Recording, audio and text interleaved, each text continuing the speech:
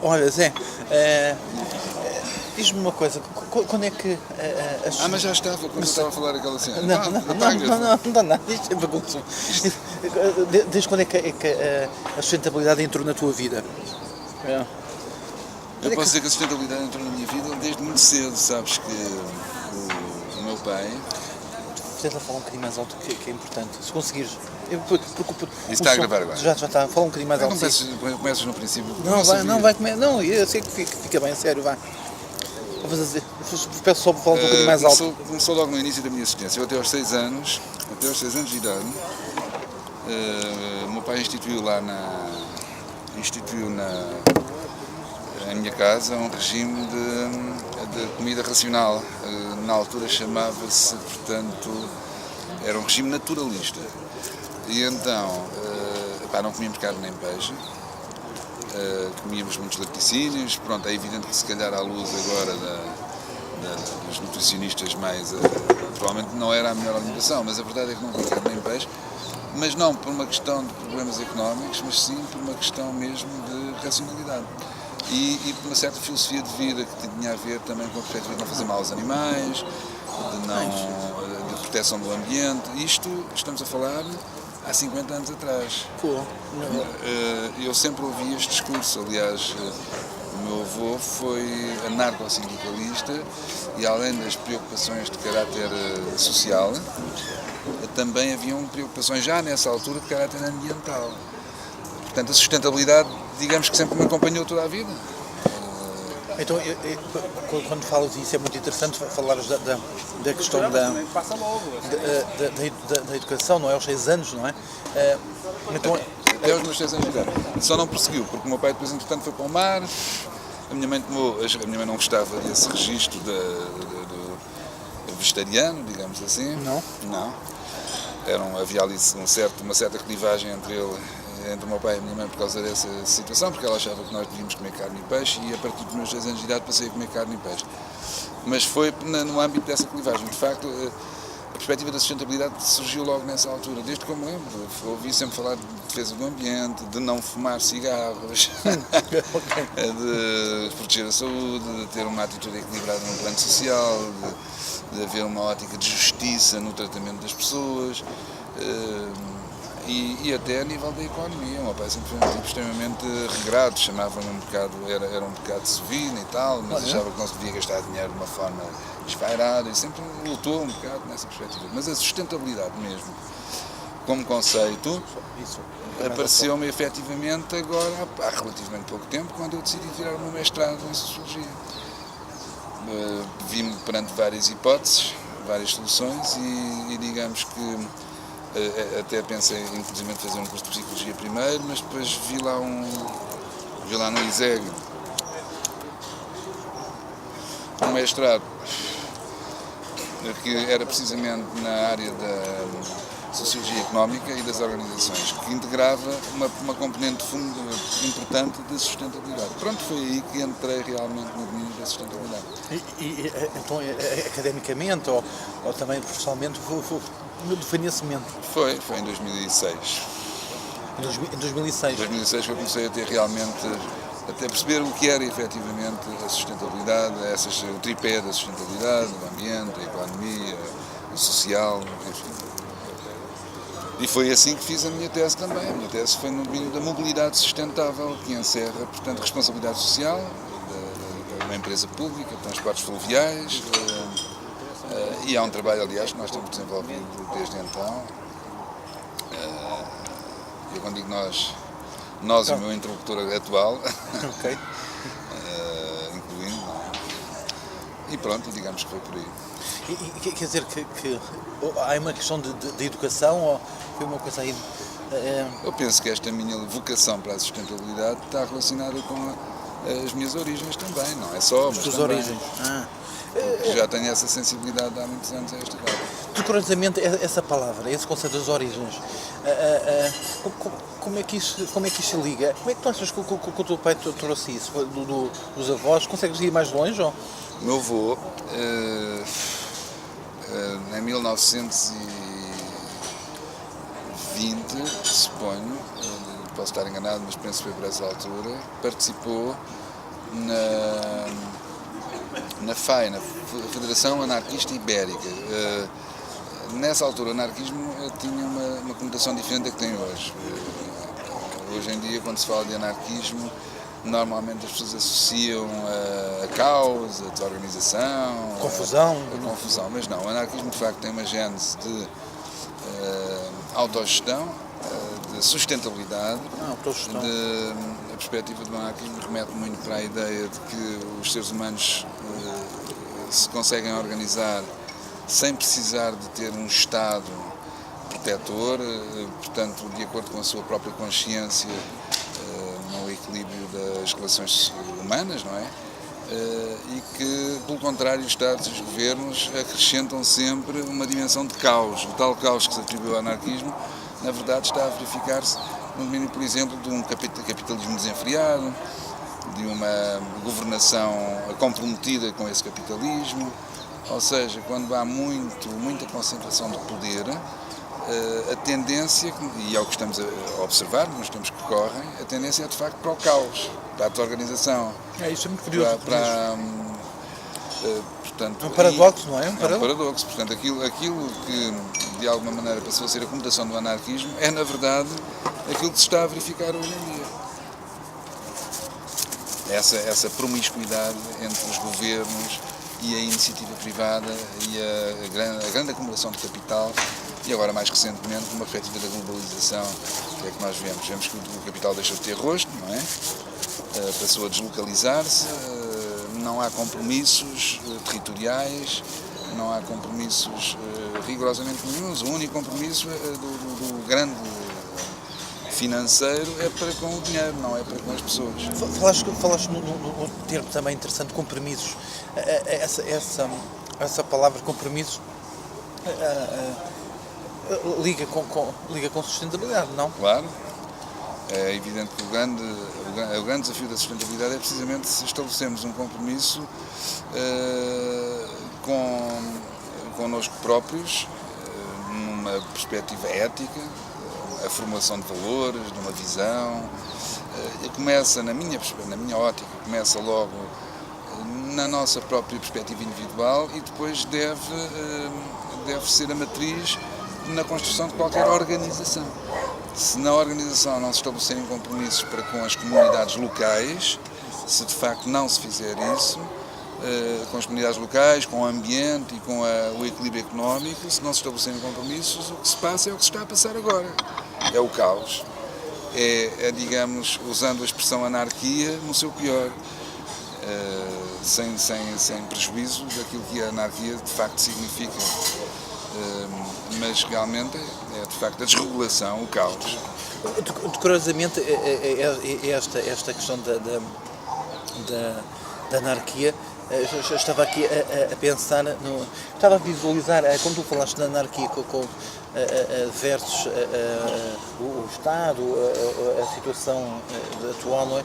É curioso, eu estava a visualizar isto, não é? Uma imagem de uma grande confusão, não é? Pois. E depois uma outra mais que fizesse contraste, não é? E claramente era a sustentabilidade versus caos, não é?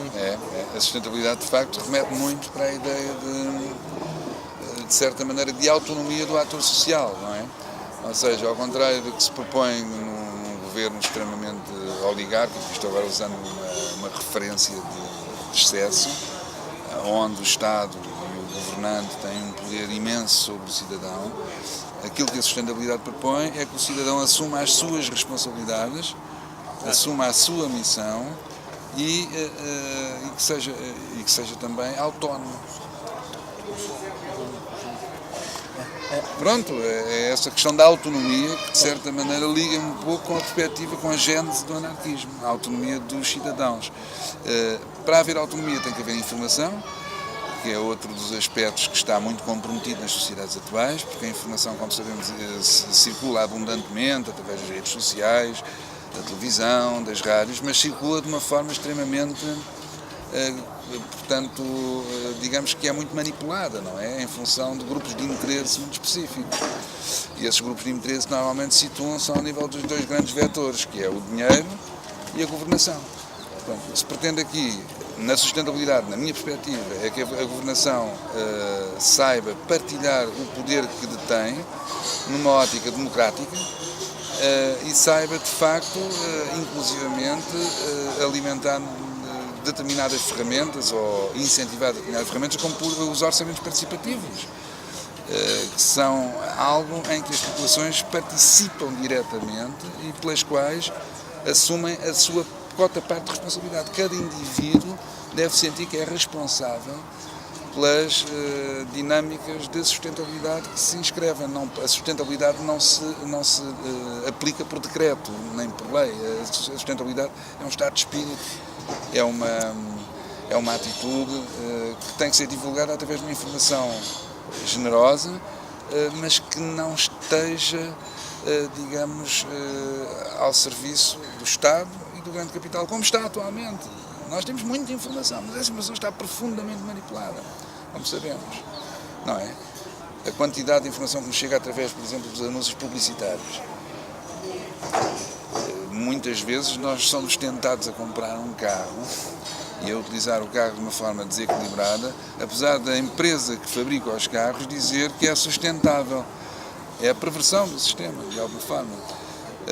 Ou, por exemplo, sei lá, adquirir ações de uma empresa como a Galp, que é eminentemente uma empresa poluidora, e, no entanto, ver a Galp a transmitir uma imagem de sustentabilidade, uma falsa, uma pseudo-imagem.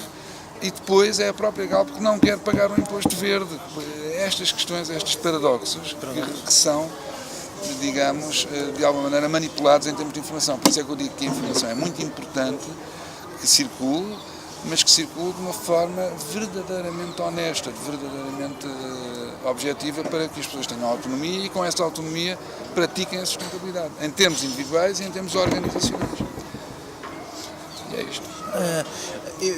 Essa questão que falaste do anarquismo, dos paradoxos, não é? Então, como é que tu consegues tangibilizar a sustentabilidade? Se ela é só para as próximas gerações ou se, como é que... É um desafio, como todos os desafios que nós vimos ao longo da história, quando quisemos fazer grandes alterações, ou sei lá, por exemplo, quando se viviam nas monarquias em que vigorava o despotismo absoluto, parecia impensável que se viesse a instalar uma república, não é? Parecia impensável. E só foi possível porque houve quem acreditasse. E quando dizes da sustentabilidade, dizes que então a sustentabilidade é, por exemplo, como existe a qualidade, quer dizer, pelo fato de ser transversal, é muito mais do que isso, é uma filosofia de vida? É uma atitude, é uma filosofia de vida, é uma postura, é um compromisso que as pessoas assumem para com elas próprias e para com as organizações e para com as populações onde estão envolvidas. É isso. E é isso que, de certa maneira, o anarquismo professava. O anarquismo negava a autoridade do Estado, mas exigia, entre aspas, que as pessoas devidamente informadas se comprometessem com as comunidades locais. Aliás, a questão da comunidade local aqui é fundamental, porque é a partir da comunidade local e é a partir de uma ação local que nós temos um pensamento global, virado precisamente para a defesa do planeta, do ambiente, da economia e da sociedade, ou das sociedades que atualmente vivem momentos muito conturbados, como sabemos. Então a sustentabilidade, mas aí não há uma contradição quando tu dizes que parte do local, mas a sustentabilidade, o que estamos aqui a fazer tem impacto no outro lado do mundo. Exatamente, não é contraditório de maneira nenhuma. A única forma de nós agirmos é agirmos localmente. Nós não conseguimos agir aqui e no outro lado do planeta ao mesmo tempo. Okay. Embora tenhamos redes que nos permitem comunicar e que nos permitem, de alguma forma, com estas novas tecnologias, portanto, difundir o nosso pensamento, e a difusão do pensamento também é uma forma de ação, está certo, mas a verdade é que a sustentabilidade exige ações concretas e objetivas. Nós, para termos alguma coisa para comer, temos que trabalhar para isso, não nos basta falar sobre as coisas, se calhar temos que cultivar ou temos que arranjar estratégias de comunicação terrestre, por exemplo, a questão da mobilidade sustentável, que é um assunto que me preocupa particularmente. Nós, por exemplo, no nosso país, que é tão pequenino, estamos a uma distância infinita do Algarve ou do Minho, não é? Não há mobilidade. Se nós quisermos plantar aqui ou fazer aqui alguma produção agrícola, aqui, eu digo aqui, seja onde for, no local onde estamos, objetivamente, isso de pouco nos serve se não pudermos depois, portanto, partilhar essa produção com o resto da comunidade, que neste caso pode ser Portugal, por exemplo, para haver um sistema de trocas que favoreça uma economia saudável. Porque a economia só é saudável quando há trocas, obviamente, não é? Agora, claro que a opção poderia ser voltarmos à origem, aos primórdios, ignorarmos todos aqueles apelos do consumo e passarmos a viver apenas para a nossa sobrevivência, com a nossa hortinha, portanto, mas as pessoas em princípio não querem isso, as pessoas querem mais que isso. E se querem mais que isso, a única solução de facto é desencadear um processo de economia global, mas assente numa ótica de intervenção local, basicamente. Por exemplo, em coisas práticas, fala-me coisas práticas, por exemplo, podes começar para a tua empresa, não é? Coisas práticas já. Pronto, a questão da minha empresa, por exemplo, neste momento está na iminência de vir a ser privatizada. Pelo menos é esse o propósito do atual governo, como aliás a maior parte dos transportes públicos. Eis um dos grandes problemas, porque se isso acontecer, o que nós vamos observar é que, por exemplo, aliás já está a acontecer, nós temos na outra margem, na margem sul, aqui ao pé, aqui relativamente perto, em Azeitão, há algumas populações que não têm transportes públicos. As pessoas que estão lá só têm duas opções. Ou se mantêm numa situação de isolamento, ou saem e desertificam essas populações. Que, aliás, a desertificação é um dos grandes problemas inerentes à sustentabilidade. Pois nós devíamos ter uma densidade populacional equilibrada e bem distribuída ao longo de todo o território, não é? Essa pode ser outro contraste, não é? Além do compromisso, a desertificação, não é? A desertificação porque a desertificação promove o quê? Promove que as pessoas que são úteis em determinados locais, onde, por exemplo, se poderiam desenvolver estratégias de agricultura ou de pescas eficientes, não o façam porque não têm condições para o fazer. Não só pela falta de mobilidade sustentável, porque não há transportes públicos, porque não há transportes porque as pessoas não podem movimentar os seus produtos e, portanto, fazer um comércio, digamos, economicamente saudável, mas até, inclusive, pelas políticas que estão instituídas pela União Europeia, neste caso concreto, não é? Lá está os grandes Estados, como por exemplo a Alemanha, a França, apropriarem-se da produção. Nós, há não muitos anos atrás, fomos multados por termos produzido demasiado leite nos Açores, por exemplo. Fomos multados.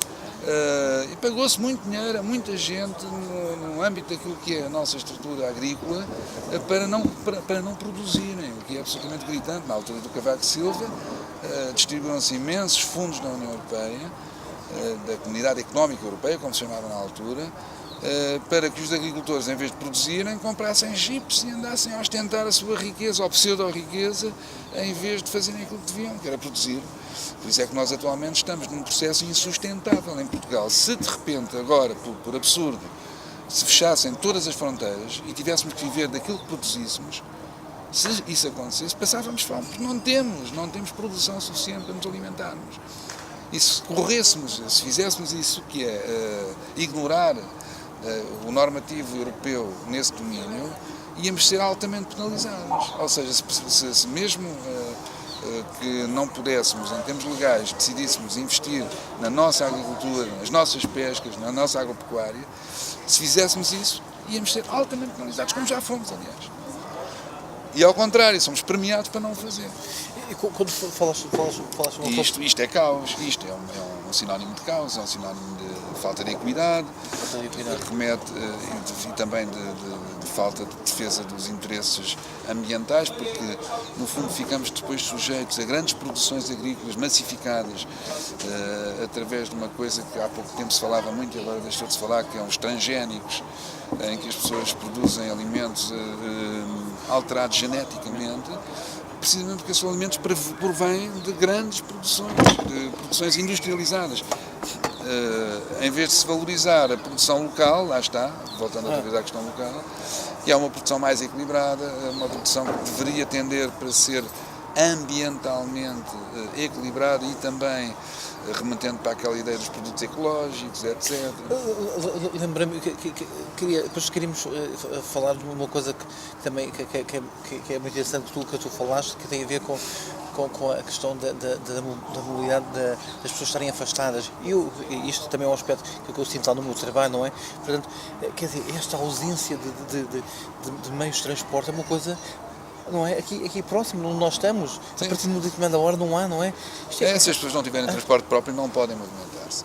E lá está, e é mais uma das questões que leva a que a mobilidade seja insustentável, porque de repente o que nós vemos é um conjunto muito alargado da população a pegar num carro com 4 ou 5 lugares, portanto, que polui razoavelmente, e de repente temos trânsitos imensos de carros e de transportes individuais que levavam muitíssima gente e que só levam, digamos, um quarto, um quinto da lotação. Um quinto da lotação, não é? No fundo, temos uma série de veículos a circular nas nossas estradas atualmente, precisamente porque há uma dificuldade enorme em conseguir ter um acesso equilibrado aos transportes públicos, poluem muito mais do que deveriam poluir. Então, quando se coloca a questão da sustentabilidade, e nós sabemos, não é? O peso que tem a economia do carbono, não é? Então, verdadeiramente, por exemplo, toda esta parte dos transportes, ele devia incorporar então a questão da sustentabilidade, não é? Porque... Aliás, por isso mesmo é que há um conceito que é o conceito da mobilidade sustentável e que se aplica muito à perspectiva do transporte público, como sabemos. O transporte público continua a ser, seja como for, a forma mais racional de transportar pessoas numa sociedade massificada como a nossa, em que as pessoas se deslocam em grandes grupos para locais muito concretos, não é? Onde há local, onde há trabalho, onde as pessoas estão empregadas, e essa massificação não é compatível, não é conciliável com esta falta de mobilidade sustentável. Aliás, um dos problemas, na minha perspectiva, e se calhar aí já na minha matriz anarquista, é precisamente o facto de se querer olhar para o transporte público, que em princípio deveria ser considerado um setor estratégico, como uma área de negócio. E não devia ser uma área de negócio. O transporte público haveria de ser, de facto, um setor suportado pelo Estado, já que o Estado tem que existir, com base naquilo que nós pagamos, que são os nossos impostos. Metade dos nossos salários, cerca de metade dos nossos salários, vão para impostos. Deveria dar perfeitamente para isso, não dá porquê? É essa a questão que se coloca. Porque é que, apesar de impostos tão altos, há cada vez menos sustentabilidade nas várias áreas, designadamente no domínio da mobilidade. Essa é que é a grande questão. Essa questão dos transportes é gritante, não é? É preocupante. É sobretudo preocupante. É preocupante porque nós estamos cada vez mais fechados nos nossos... E somos cada vez mais... somos cada vez mais empurrados para as zonas de grande massificação. A ideia das urbes cheias de gente, não é? E das zonas que eram supostamente produtivas completamente desertas. Esse é o problema da sustentabilidade, ou da falta dela. Da falta dela. E a tua empresa faz essas práticas? A minha empresa procura, obviamente, ter uma atitude racional em relação aos recursos de que dispõe para poder desencadear a sua atividade, não é? Ao poder operacionalizar a questão dos transportes. Mas está muito limitada aliás, está limitada ao nível, ao ponto até, inclusive, de deixar de ser uma empresa pública e passar a ser uma empresa privada, não é? E nessa perspectiva, depois, enfim, ficará ao critério do empresário que se apoderar da empresa ter uma atitude mais ou menos sustentável. Mas aquilo que a história nos tem ensinado é que, normalmente, o empreendimento privado remete para a ideia do lucro, sobretudo do lucro e do lucro fácil e imediato. Há muito poucos empresários. Alguns, por exemplo, o Nabeiro, da Deltas Café, enfim, há alguns empresários que têm preocupações verdadeiramente ambientais e no domínio da sustentabilidade, com aquele tripé da economia, do social e do ambiente. Mas muito poucos, a grande maioria dos empresários tem o propósito de fazer lucro rapidamente. Ora bem, uma empresa de transportes públicos não se compadece disso. Porque então começam aliás, já aconteceu, como já vimos há bocado, esse exemplo no Azeitão, há lá pequenas populações que estão completamente desprovidas de transportes públicos, completamente. As pessoas não têm, se quiserem, ou têm carro, ou têm moto, ou têm bicicleta, ou então ficam ali, isoladas. Ou então emigram, vão para outros locais, outros territórios. Mas se forem para outros locais, fica vazio, não é? É a desertificação. Portanto, é um processo. Entregar, de facto, o transporte público ao setor privado é preocupante. Como, aliás, entregar a educação, entregar, portanto, a questão da saúde.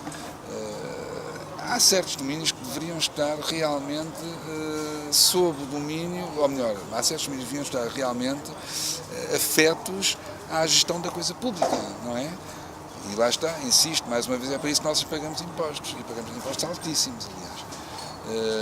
Mas depois, cada vez é menos fácil, porque depois temos estas broncas dos BES e dos BPNs, lá está, o grande capital a apoderar-se dos seus interesses, portanto, dos valores que cria e dos valores que mobiliza, em função de interesses muito particulares, e não em função do interesse comum.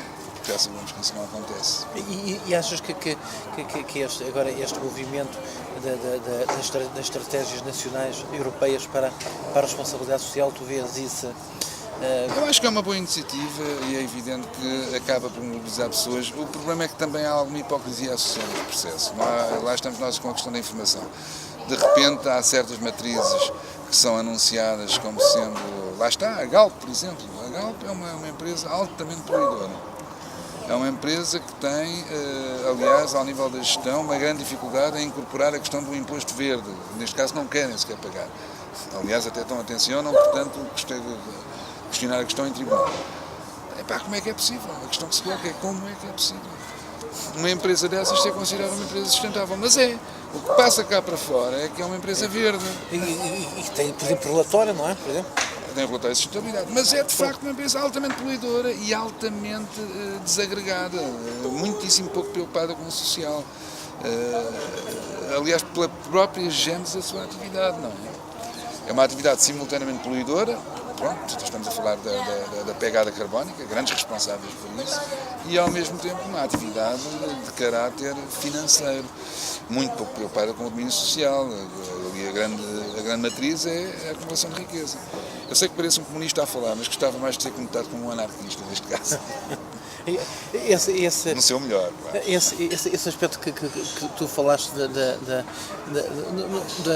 estratégia europeia, achas, pronto, falaste de uma forma, achas que isso tem não, é uma iniciativa, vamos lá ver, na base é uma boa iniciativa e deve ser utilizada. Aliás, eu estou envolvido num grupo de trabalho do BCSD que tem como propósito exatamente, portanto, entre outros aspectos, são 13 ações ao todo. Uma das ações é precisamente a ação do ambiente, não é? Aquela em que estou envolvida tem a ver com a questão da formação profissional.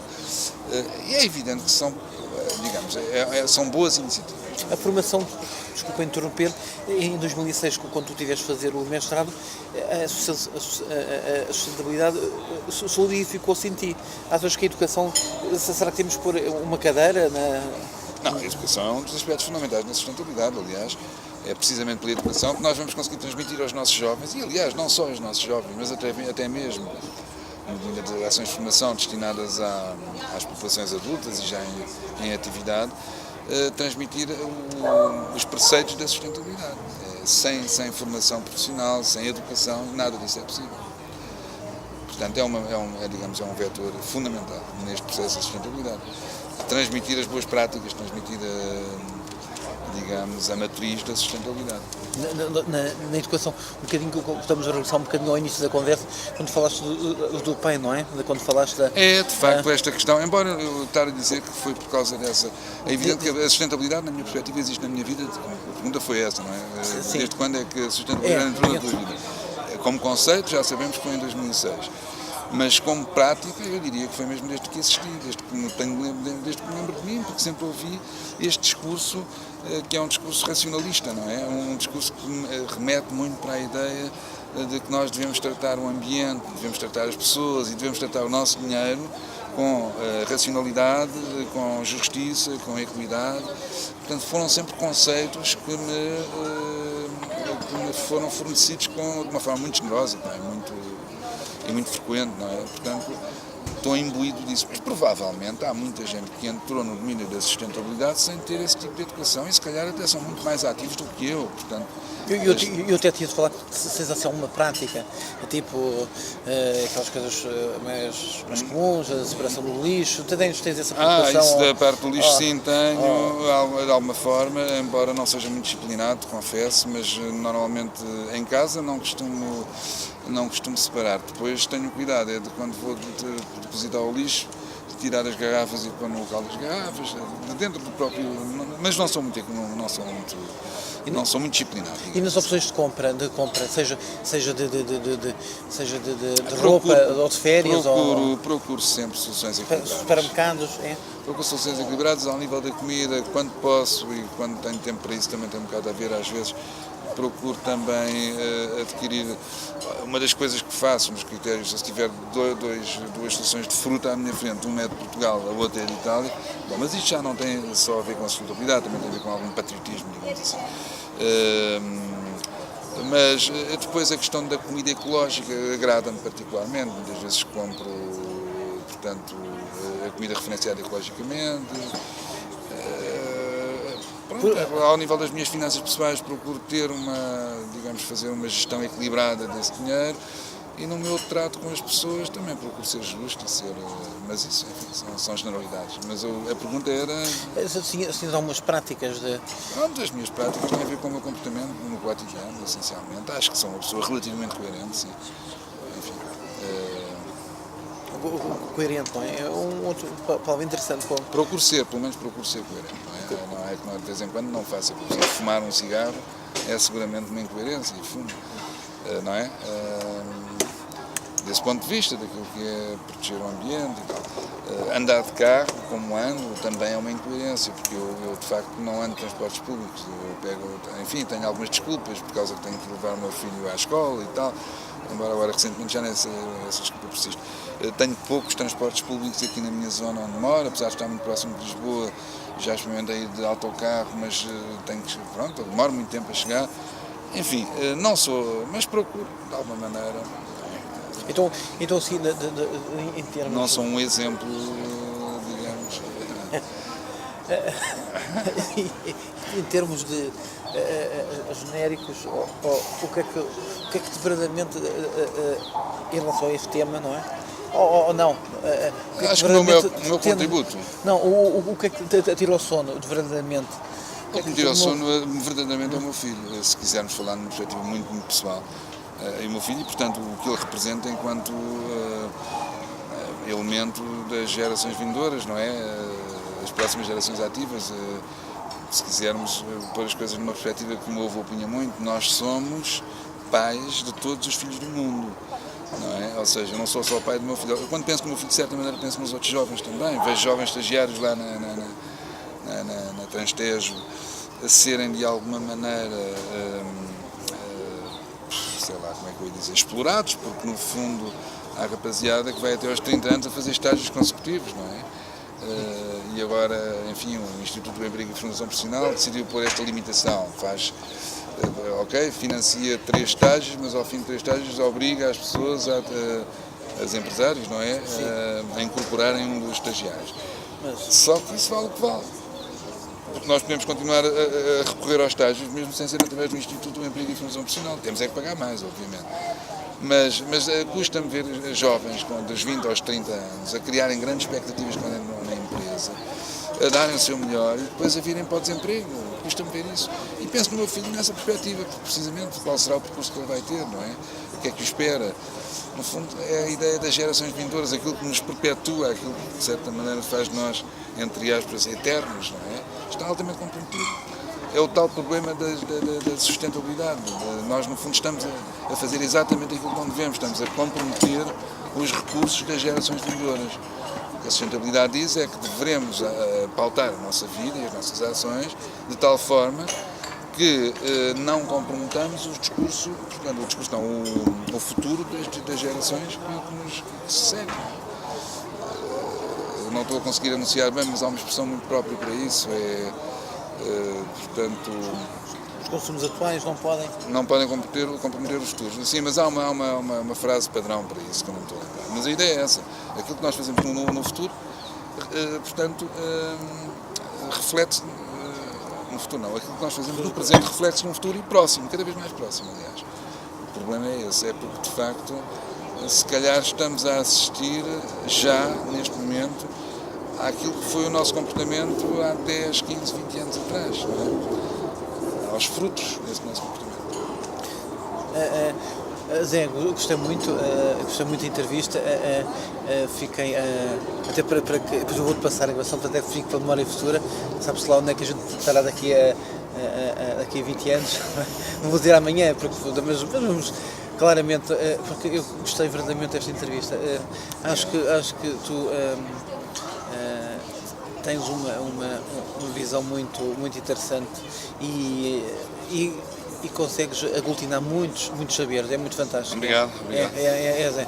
Eu já tenho estado com muita gente a ver muita coisa na área da sustentabilidade e realmente fiquei abismado completamente com a forma que tu disseste e os conceitos que foste buscar de anarquismo e não só, outras metáforas que fizeste que depois a gente vai ouvir isto e realmente a questão que tu falas da sustentabilidade, como ela é transversal, muita gente que eu tenho entrevistado e visto fala muito daquela perspectiva normativa, e realmente é a sustentabilidade, quando eu te perguntei o que é que te preocupava, e parece uma coisa que não tem nada a ver com isso, mas quando tu disseste dos teus filhos e foste por aí, não é? O teu filho, e disseste aquela expressão linda que vais terminar, esta entrevista. Queres que eu diga? Repita a expressão. Nós somos pais de todos os filhos do mundo.